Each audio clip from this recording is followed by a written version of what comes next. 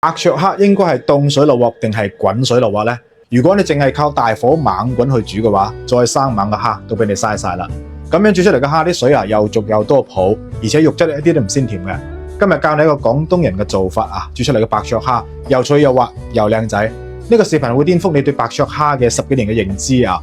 防止視頻以後揾唔翻，大家可以點翻個唔使錢嘅小紅心收藏起嚟，亦都可以轉發俾身邊中意美食嘅親朋好友。方法非常之簡單啦，有3個關鍵嘅地方啊。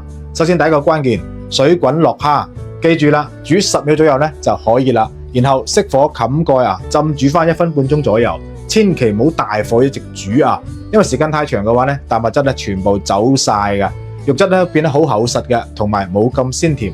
第二個關鍵啦，煮蝦咧唔好放薑，我哋師傅教落咧，蝦咧就係好怕薑嘅，唔俾落薑嘅，放薑落去咧會令到啲肉質啊鬆晒嘅。第3個關鍵，酒店大廚嘅秘訣嚟嘅，浸煮完1分半鐘之後，落少少糖同埋鹽，咁樣可以令啲蝦啲顏色更加靚仔啦，而且鮮甜度提升幾個檔次啊！最後浸翻30秒左右咧就大功告成啦。咁樣煮嘅白灼蝦啊，鮮甜爽口，彈牙又多汁。另外咧，最後再話俾大家知一個秘密啦，以後豬手買翻嚟好似我咁樣整，仲好食嘅紅燒同埋煲湯噶。做法真係好簡單啦，只要屋企咧有個電飯煲咧，全程都唔使加滴水噶啦，都可以整到呢個皮脆肉嫩、Q 彈好食嘅鹽焗豬手。就算屋企冇乜點食肉嘅細路仔啊，睇見都會多扒2碗飯。埋嚟睇下我係點樣整嘅。首先咧，豬手我哋首選呢種豬全體，肉咧相對多一啲，而且冇咩骨頭，口感會更加 Q 彈嘅。跟住咧，將呢個豬手先飛下水，喺飛水嘅部分啊，99%人都搞錯噶啦。點解咧？因為咧豬手飛水之前係要洗一洗嘅，咁樣先可以洗得大部分嘅豬騷味。將豬手裝喺個大盤入邊，加入1匙羹嘅食鹽同埋白醋，然後咧倒入呢個唔使錢嘅豬肝水，浸佢15分鐘。咁一浸嘅好處啊，唔單止可以將豬手肉質軟化啦，仲可以將豬手入邊啲血水啊，同埋啲污糟邋遢嘢全部洗出嚟。呢個係豬手冇腥味嘅關鍵。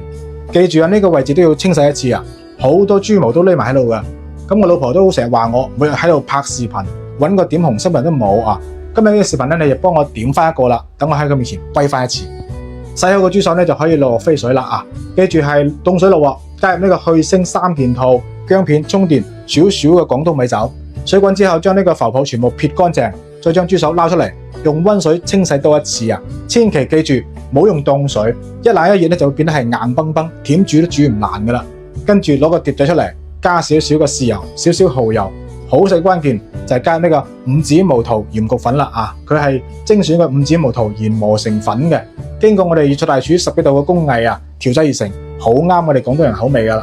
然後咧倒有1匙羹嘅食用油啦，攪拌撈勻佢啊，將呢個料汁啊全部倒喺呢個豬手入邊，用你哋發財手快速咁樣撈勻佢啊，然後俾佢醃製30分鐘入味。趁呢個時間咧就喺電飯煲咧掃一層花生油，再加入薑片同埋蔥段，防止佢燶底。將醃好嘅豬手啊，一嚿一嚿咁放喺呢個電飯煲裏邊啊，剩低啲醃料汁啊，記得啊都要放晒落去啊，一齊淋落去啊，冚翻個蓋啊，撳翻個煮飯掣，大概50分鐘咧就有得食啦。時間一到，打開個蓋啊，成間屋啊都係香味啊！咁樣整起嚟嘅鹽焗豬手，帶有一陣椰子嘅清香，皮脆肉嫩，鹹香入味，睇見都流晒口水嘅。學識咗就要記得翻屋企做起身啦。